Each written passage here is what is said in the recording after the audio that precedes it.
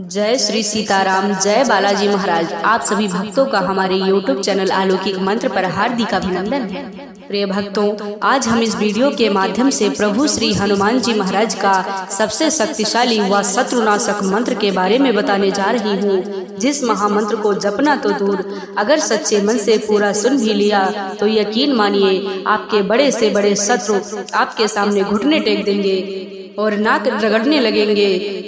कभी भी किसी भी कोई प्रकार की नुकसान नहीं पहुंचा पाएंगे। प्रिय भक्तों, इस महामंत्र को सुनने मात्र से ही स्वयं बजरंगबली जी भक्तों की रक्षा करने तुरंत आते हैं और जीवन के समस्त विघ्न बाधा व संकटों का अंत कर देते हैं। प्रिय भक्तों, यदि आप अपने शत्रुओं से बहुत ज्यादा परेशान हैं और आपको घर में भूत प्रेत जैसी नकारात्मक शक्तियां व कलेश हमेशा बना रहता है, तो जीवन के समस्त संकट पल भर में दूर करने वाले प्रभु श्री हनुमान जी महाराज का ध्यान करते हुए किसी एक मंत्र अथवा चौपाई का निरंतर जप करें या श्रवण करें। यकीन मानिए स्वयं बजरंगबली जी आपके जीवन के समस्त विघ्न बाधा व संकटों का अंत कर देंगे।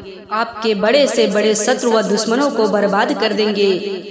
आपकी हर एक इच्छा व मनोकामना पूरी करने में आपकी मदद करेंगे। प्रिय भक्तों, अगर आप अपने जीवन की समस्त शत्रुओं व दुश्मनों से मुक्ति पाना चाहते हैं, जीवन के समस्त प्रकार के विघ्न बाधा व संकटों से दूर रहना चाहते हैं, तो आइए प्रभु श्री हनुमान जी महाराज का विशेष ध्यान करते हुए इस महाशक्तिशाली व सिद्ध मंत्र को सच्चे मन से सुने। इससे पहले यदि आप चाहते हैं प्रभु श्री हनुमान जी महाराज की कृपा हमेशा के लिए बनी रहे, तो कमेंट में जय श्री राम, जय बालाजी सरकार लिखकर अपनी हाजिरी जरूर लगा दे और प्रभु श्री हनुमान जी महाराज का विशेष ध्यान करते हुए इस महामंत्र को पूरा सुनने का प्रयास करें। आपके ऊपर प्रभु श्री हनुमान जी महाराज की कृपा सदा सर्वदा बनी रहेगी और आपको कृपा की अनुभूति भी होगी। प्यारे भक्तों, प्रभु श्री हनुमान जी महाराज का यह सिद्ध मंत्र पूरा सुनने का प्रयास करें, आपको तुरंत ही प्रभाव दिखने लगेगा। यह सिद्ध व चमत्कारी शत्रुनाशक मंत्र है। ओम नमो हनुमते रुद्रावताराय देवदानव ऋषि मुनि वरदाय रामदूताय स्वाहा। ओम नमो हनुमते रुद्रावताराय देवदानव ऋषि मुनि वरदाय रामदूताय स्वाहा। ओम नमो हनुमते रुद्रावताराय देवदानव ऋषि मुनि वरदाय रामदूताय स्वाहा। ओम नमो हनुमते रुद्रावताराय देवदानव ऋषि मुनि वरदाय रामदूताय स्वाहा। ओम नमो हनुमते रुद्रावताराय देवदानव ऋषि मुनि वरदाय रामदूताय स्वाहा। ओम नमो हनुमते रुद्रावताराय देवदानव ऋषि मुनि वरदाय रामदूताय स्वाहा। ओम नमो हनुमते रुद्रावताराय देवदानव ऋषि मुनि वरदाय रामदूताय स्वाहा। ओम नमो हनुमते रुद्रावताराय देवदानव ऋषि मुनि वरदाय रामदूताय स्वाहा। ओम नमो हनुमते रुद्रावताराय देवदानव ऋषि मुनि वरदाय रामदूताय स्वाहा।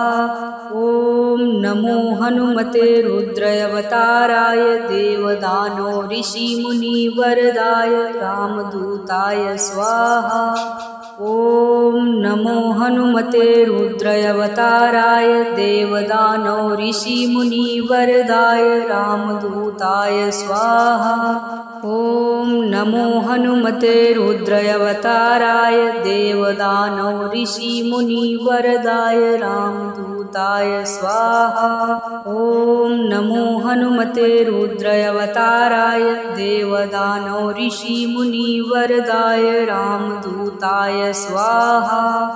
ओम नमो हनुमते रुद्रावताराय देवदानव ऋषि मुनि वरदाय रामदूताय स्वाहा। ॐ नमो हनुमते रुद्रावताराय देवदानो ऋषिमुनिवरदाय रामदूताय स्वाहा। ॐ नमो हनुमते रुद्रावताराय देवदानो ऋषिमुनिवरदाय रामदूताय स्वाहा। ॐ नमो हनुमते रुद्रावताराय देवदानो ऋषिमुनिवरदाय रामदूताय स्वाहा।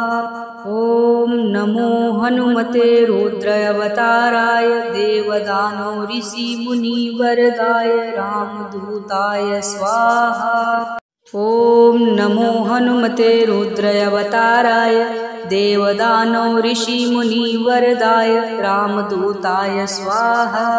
ॐ नमो हनुमते रुद्रावताराय देवदानो ऋषिमुनिवरदाय रामदूताय स्वाहा। ॐ नमो हनुमते रुद्रावताराय देवदानो ऋषिमुनिवरदाय रामदूताय स्वाहा।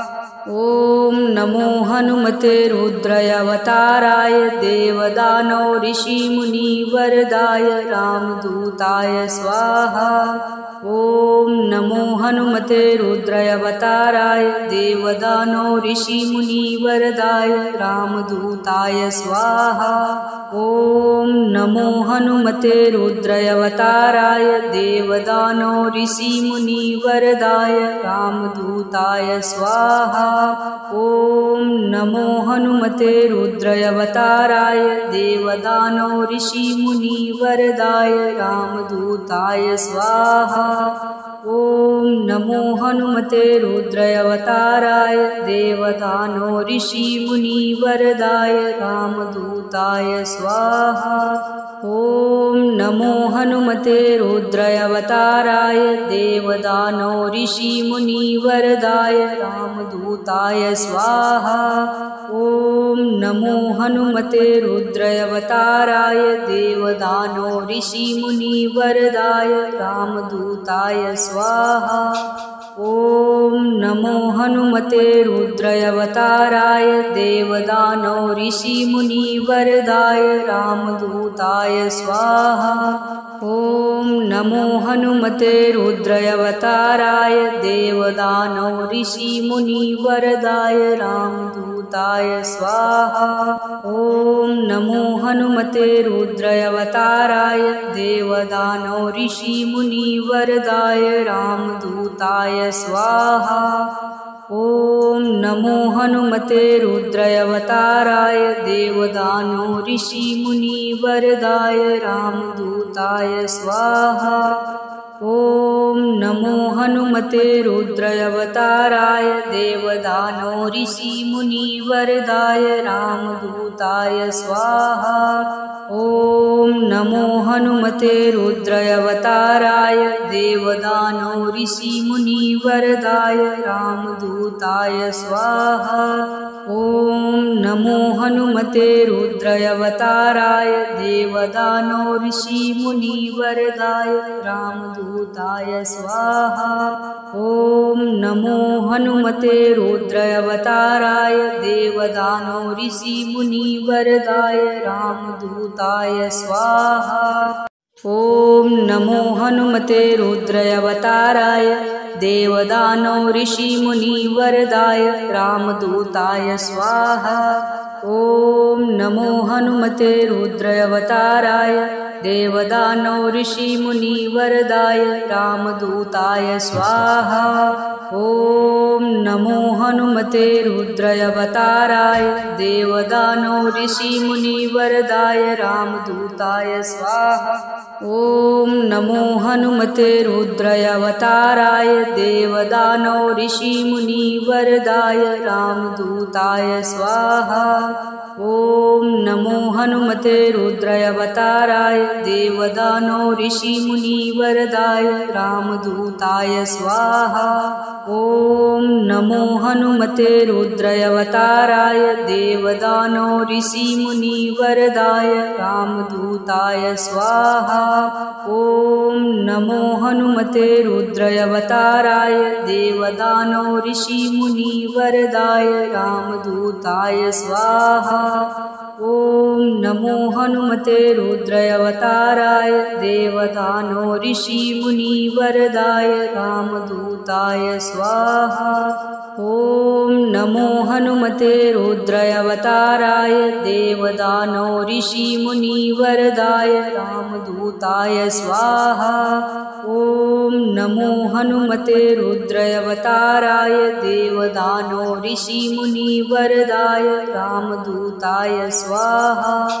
ॐ नमो हनुमते रुद्रावताराय देवदानव ऋषिमुनिवरदाय रामदूताय स्वाहा।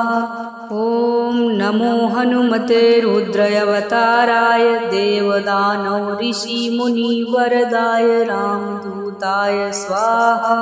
ॐ नमो हनुमते रुद्रावताराय देवदानव ऋषिमुनिवरदाय रामदूताय स्वाहा। ॐ नमो हनुमते रुद्रावताराय देवदानव ऋषिमुनिवरदाय रामदूताय स्वाहा। ॐ नमो हनुमते रुद्रावताराय देवदानव ऋषिमुनिवरदाय रामदूताय स्वाहा। ॐ नमो हनुमते रुद्रावताराय देवदानव ऋषिमुनिवरदाय रामदूताय स्वाहा। ॐ नमो हनुमते रुद्रावताराय देवदानव ऋषिमुनिवरदाय रामदूताय स्वाहा। ॐ नमो हनुमते रुद्रावताराय देवदानव ऋषिमुनिवरदाय रामदूताय स्वाहा। ॐ नमो हनुमते रुद्रावताराय देवदानव ऋषिमुनिवरदाय रामदूताय स्वाहा। ॐ नमो हनुमते रुद्रावताराय देवदानव ऋषिमुनिवरदाय रामदूताय स्वाहा। ॐ नमो हनुमते रुद्रावताराय देवदानव ऋषिमुनिवरदाय रामदूताय स्वाहा। ॐ नमो हनुमते रुद्रावताराय देवदानव ऋषिमुनिवरदाय रामदूताय स्वाहा। ॐ नमो हनुमते रुद्रावताराय देवदानव ऋषिमुनिवरदाय रामदूताय स्वाहा। ॐ नमो हनुमते रुद्रावताराय देवदानव ऋषिमुनिवरदाय रामदूताय स्वाहा। ॐ नमो हनुमते रुद्रावताराय देवदानव ऋषिमुनिवरदाय रामदूताय स्वाहा। ॐ नमो हनुमते रुद्रावताराय देवदानव ऋषिमुनिवरदाय रामदूताय स्वाहा।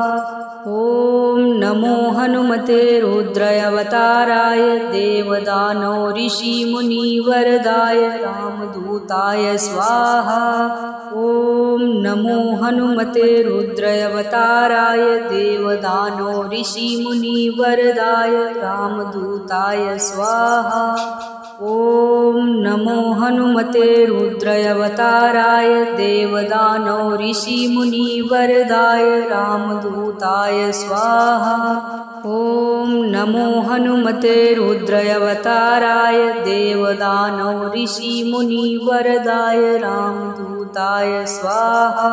ॐ नमो हनुमते रुद्रावताराय देवदानव ऋषिमुनिवरदाय रामदूताय स्वाहा। ॐ नमो हनुमते रुद्रावताराय देवदानव ऋषिमुनिवरदाय रामदूताय स्वाहा। ॐ नमो हनुमते रुद्रावताराय देवदानो ऋषि मुनिवरदाय रामदूताय स्वाहा। ॐ नमो हनुमते रुद्रावताराय देवदानो ऋषि मुनिवरदाय रामदूताय स्वाहा। ॐ नमो हनुमते रुद्रावताराय देवदानो ऋषि मुनिवरदाय रामदूताय स्वाहा। ॐ नमो हनुमते रुद्रावताराय देवदानो ऋषि मुनिवरदाय रामदूताय स्वाहा। ॐ नमो हनुमते रुद्रावताराय देवदानो ऋषि मुनिवरदाय रामदूताय स्वाहा। ॐ नमो हनुमते रुद्रावताराय देवदानो ऋषि मुनिवरदाय रामदूताय स्वाहा। ॐ नमो हनुमते रुद्रावताराय देवदानो ऋषि मुनिवरदाय रामदूताय स्वाहा।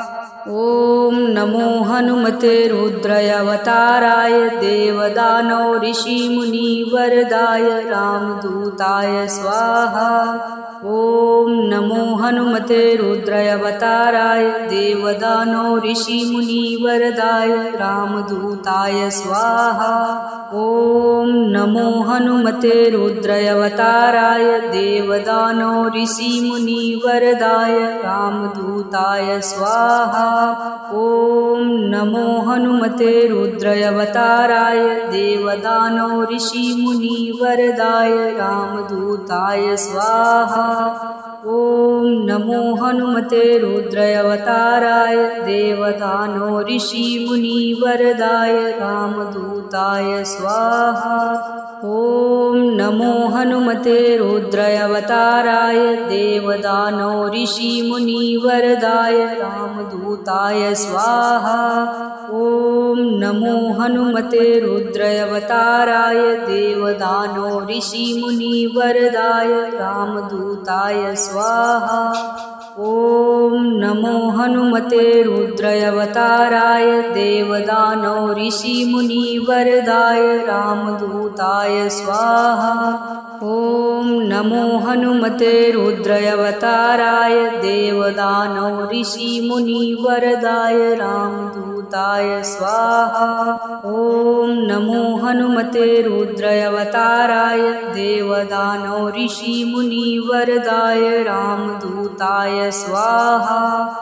ॐ नमो हनुमते रुद्रावताराय देवदानो ऋषि मुनिवरदाय रामदूताय स्वाहा। ॐ नमो हनुमते रुद्रावताराय देवदानो ऋषि मुनिवरदाय रामदूताय स्वाहा।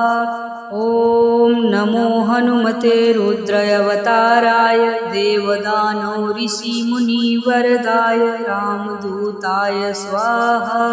ॐ नमो हनुमते रुद्रावताराय देवदानो ऋषि मुनिवरदाय रामदूताय स्वाहा। ॐ नमो हनुमते रुद्रावताराय देवदानो ऋषि मुनिवरदाय रामदूताय स्वाहा। ॐ नमो हनुमते रुद्रावताराय देवदानो ऋषि मुनिवरदाय रामदूताय स्वाहा। ॐ नमो हनुमते रुद्रावताराय देवदानो ऋषि मुनिवरदाय रामदूताय स्वाहा।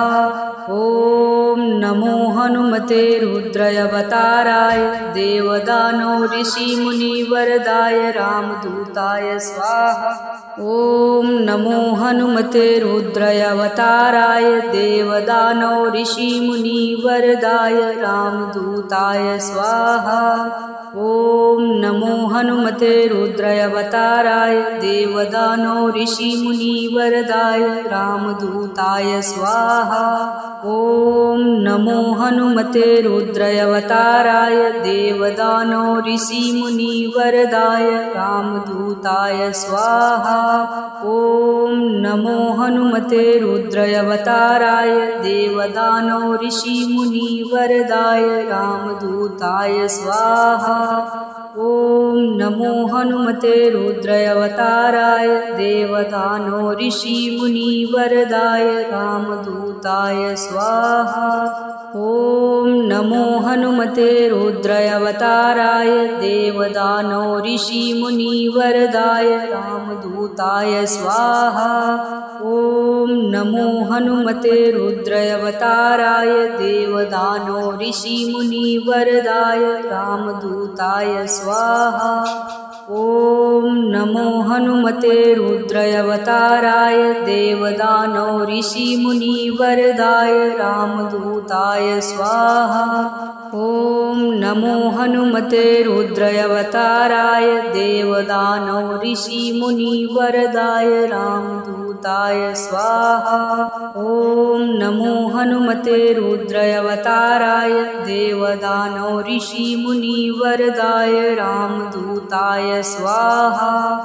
ॐ नमो हनुमते रुद्रावताराय देवदानव ऋषिमुनिवरदाय रामदूताय स्वाहा। ॐ नमो हनुमते रुद्रावताराय देवदानव ऋषिमुनिवरदाय रामदूताय स्वाहा। ॐ नमो हनुमते रुद्रावताराय देवदानव ऋषिमुनिवरदाय रामदूताय स्वाहा। ॐ नमो हनुमते रुद्रावताराय देवदानव ऋषिमुनिवरदाय रामदूताय स्वाहा। ॐ नमो हनुमते रुद्रावताराय देवदानव ऋषिमुनिवरदाय रामदूताय स्वाहा। ॐ नमो हनुमते रुद्रावताराय देवदानव ऋषिमुनिवरदाय रामदूताय स्वाहा।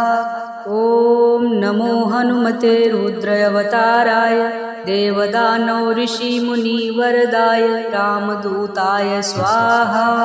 ॐ नमो हनुमते रुद्रावताराय देवदानव ऋषिमुनिवरदाय रामदूताय स्वाहा। ॐ नमो हनुमते रुद्रावताराय देवदानव ऋषिमुनिवरदाय रामदूताय स्वाहा। ॐ नमो हनुमते रुद्रावताराय देवदानव ऋषिमुनिवरदाय रामदूताय स्वाहा। ॐ नमो हनुमते रुद्रावताराय देवदानव ऋषिमुनिवरदाय रामदूताय स्वाहा। ॐ नमो हनुमते रुद्रावताराय देवदानव ऋषिमुनिवरदाय रामदूताय स्वाहा। ॐ नमो हनुमते रुद्रावताराय देवदानव ऋषिमुनिवरदाय रामदूताय स्वाहा। ॐ नमो हनुमते रुद्रावताराय देवदानव ऋषिमुनिवरदाय रामदूताय स्वाहा। ॐ नमो हनुमते रुद्रावताराय देवदानव ऋषिमुनिवरदाय रामदूताय स्वाहा। ॐ नमो हनुमते रुद्रावताराय देवदानव ऋषिमुनिवरदाय रामदूताय स्वाहा। ॐ नमो हनुमते रुद्रावताराय देवदानव ऋषिमुनिवरदाय रामदूताय स्वाहा।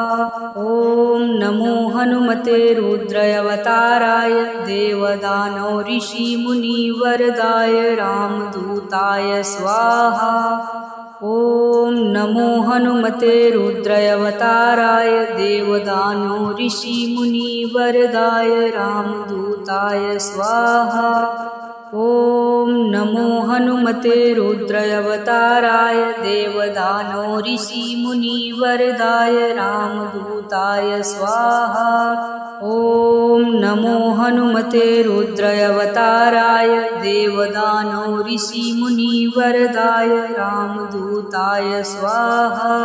ॐ नमो हनुमते रुद्रावताराय देवदानो ऋषिमुनिवरदाय रामदूताय स्वाहा।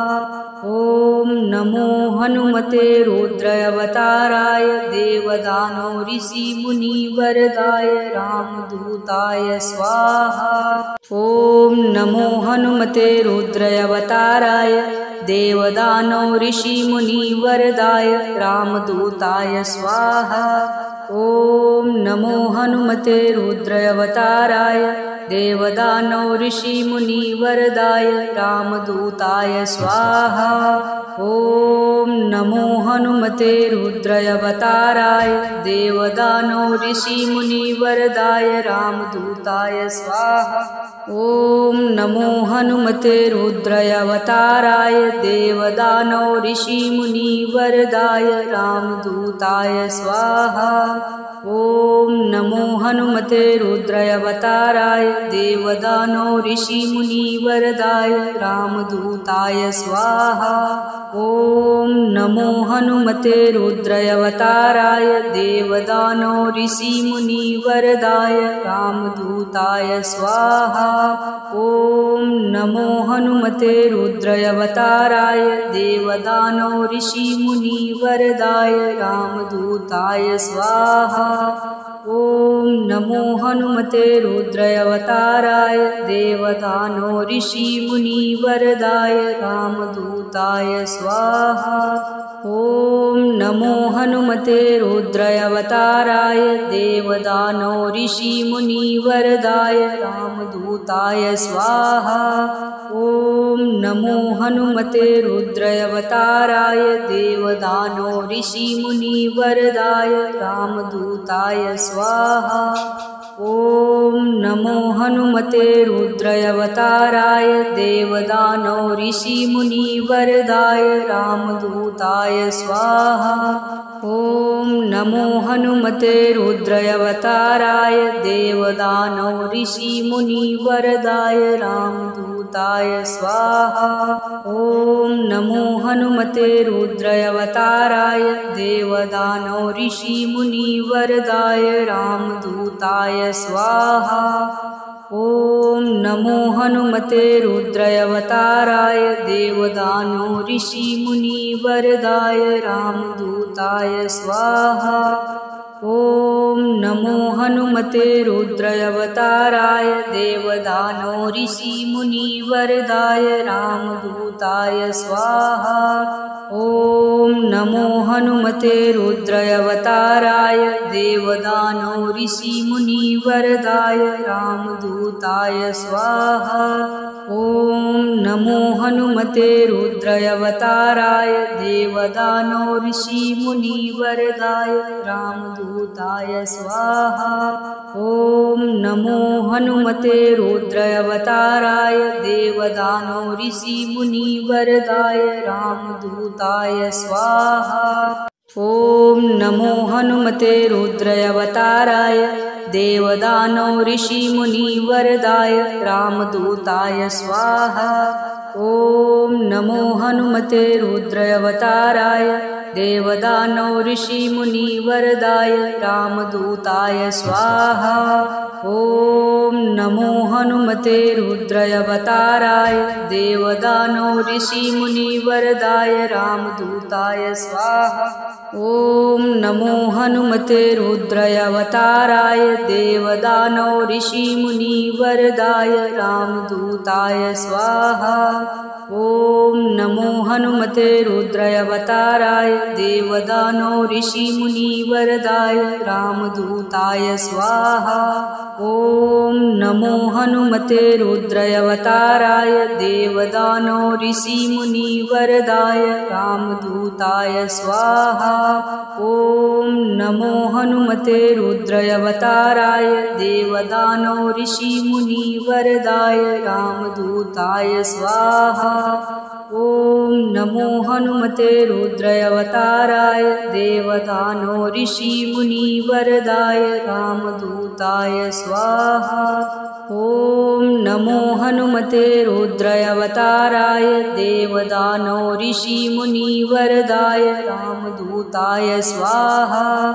ॐ नमो हनुमते रुद्रावताराय देवदानो ऋषिमुनिवरदाय